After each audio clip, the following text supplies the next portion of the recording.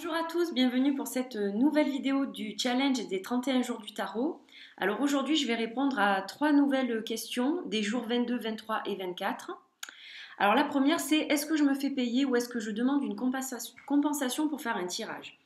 Donc en fait, jusqu'à présent, c'est surtout mon entourage proche qui me demandait, ou des amis ou des collègues qui me demandaient de leur tirer les cartes, ou parfois des connaissances de quelqu'un de proche. Donc c'est vrai que je ne demandais pas de paiement. Par contre, je ne demandais pas non plus de compensation. Et les gens venaient ou pas avec quelque chose. Alors souvent j'ai reçu des bougies, de l'encens, qu'est-ce que j'ai reçu, des produits de beauté, des fruits, de la confiture, des fleurs, voilà des choses comme ça. Donc c'est quand même arrivé souvent que j'ai des petites compensations. Alors, par contre, aujourd'hui, les choses changent parce que je suis en train de mettre en place un nouveau projet professionnel, donc qui devrait voir le jour bientôt, qui commence à voir le jour, mais c'est pas encore terminé complètement. Et en fait, je vais intégrer les oracles et les tarots à des séances de coaching et de développement personnel. Donc là, dans ce cas-là, oui, les séances seront payantes puisque les cartes seront intégrées. En fait, ce seront des outils de travail lors des séances que je vais faire. Voilà, donc la réponse à la question. Alors, la question suivante, c'est quelle est la question que je pose le plus souvent pour moi ou pour quelqu'un d'autre? Donc, je vais parler pour moi. Donc c'est vrai que depuis quelque temps, comme j'avais cette idée de projet professionnel qui se mettait plus ou moins en place dans ma tête, ça a souvent été en relation avec ça. Donc c'était souvent qu'est-ce que je peux améliorer pour que mon projet avance, quelles sont les actions que je peux mener pour mener mon projet à bien. Voilà, c'était souvent en fait ce type de question qui est revenu de façon récurrente depuis plusieurs mois.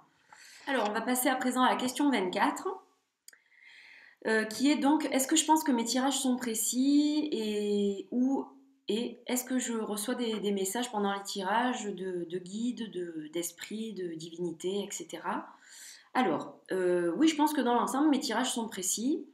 En principe, quand je fais un tirage pour quelqu'un ou pour moi, souvent les cartes qui doivent nous représenter, donc le consultant, sortent pas par hasard, hein, elles nous représentent bien. Déjà de ce point de vue-là, la situation est toujours bien énoncée, c'est toujours très clair. Voilà, après il y a plusieurs pistes qui en ressortent, il y a plusieurs chemins possibles de prendre, donc c'est à la personne de choisir évidemment, hein, c'est elle qui va prendre la décision, qui a le libre arbitre, mais les plusieurs chemins possibles sont toujours énoncés, donc c'est vrai qu'on peut parler quand même de précision. Et oui, je reçois des messages, moi je fonctionne beaucoup avec les messages, comme je vous le disais, bon, je connais la signification des cartes, mais je travaille beaucoup à l'intuitif quand même. C'est-à-dire que des fois, je vais quand même déroger de la signification classique où je vais rajouter des choses parce que je reçois donc des messages. C'est-à-dire que je ne peux pas vous expliquer comment ça marche. Au fond de moi, tout d'un coup, en regardant une carte, je vais avoir une information que je sais. Je ne sais pas comment je la sais, mais je la sais. Et donc, ben, il faut que ça sorte. Donc, j'explique à ce moment-là le message que je reçois. Voilà, ça fonctionne comme ça. Donc, je reçois des messages, des énergies autour de moi, voilà, et donc je transmets ces messages-là pendant les tirages. Voilà. Écoutez, j'ai répondu à toutes les questions pour aujourd'hui, donc je vous dis à bientôt pour la suite, et puis d'ici là, portez-vous bien. Bye bye!